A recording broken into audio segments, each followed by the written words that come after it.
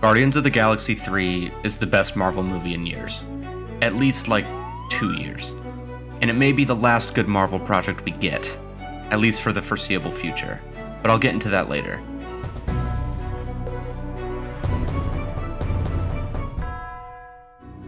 I'm not going to say that Guardians 3 was a masterpiece. However, it has been some time since a movie was able to evoke such a strong emotional response from me. I did recently watch the Lord of the Rings trilogy, but in terms of first-time viewing, it has indeed been some time.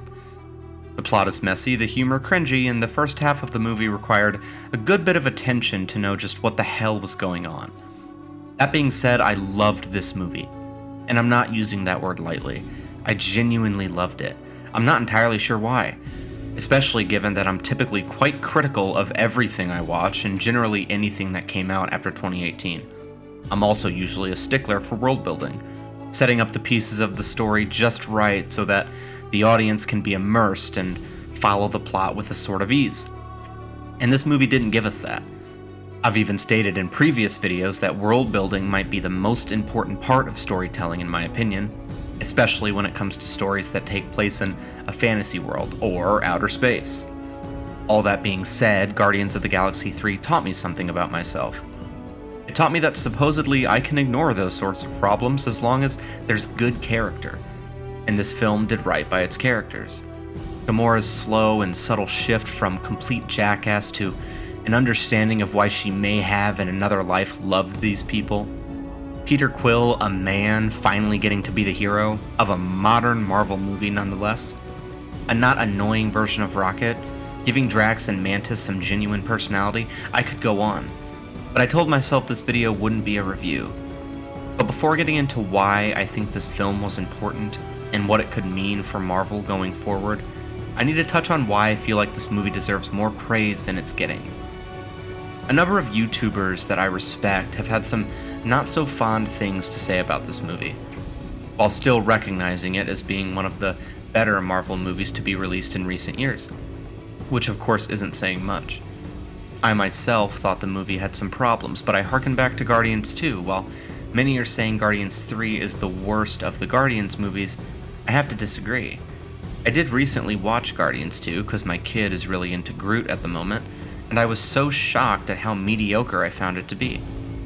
I had recalled the Guardians movies as hilarious, witty, hardcore space epics, and Guardians 1 holds up, but Guardians 2 just made me cringe. The humor was really bad. Taserface.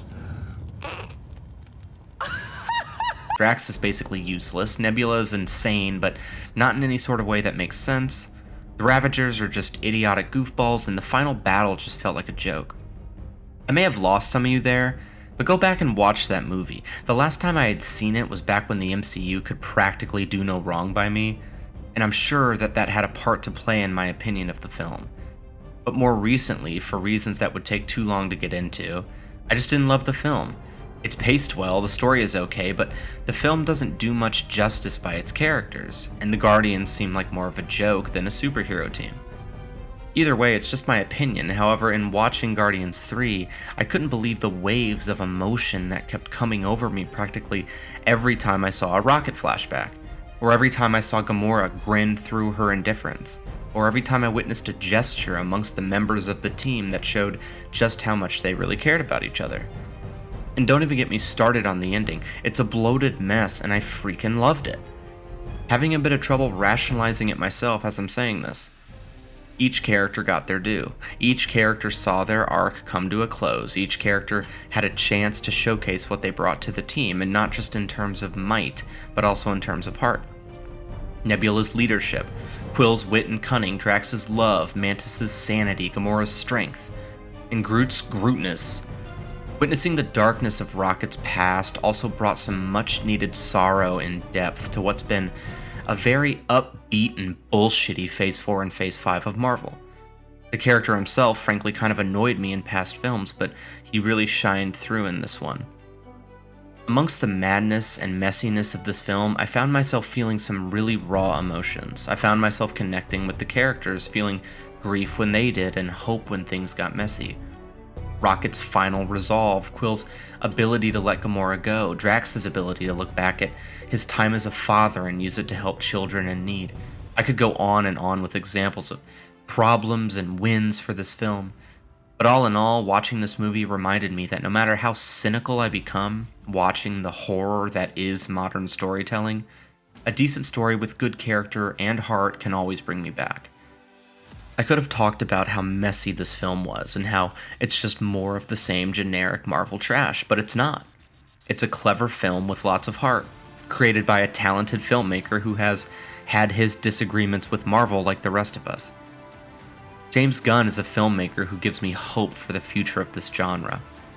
I'm not obsessed with his previous works by any means, but I think he's a talented and creative filmmaker who has a lot of passion for what he does, and most of all, understands the complexities of making a good film. Shortly after Gunn was announced as the new co-CEO of the new DC Studios, he spoke at a press event on the Warner Bros. Studio lot and made some pretty interesting comments. A quote from Gunn, quote, "People have become beholden to release dates, to getting movies made no matter what. I'm a writer at heart, and we're not going to be making movies before the screenplay is finished.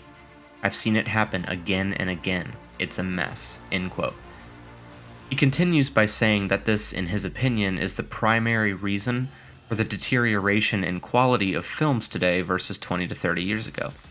This and other comments made in the past by Gunn lead people to believe that this sort of sentiment he holds is mostly derived from his dealings with Marvel.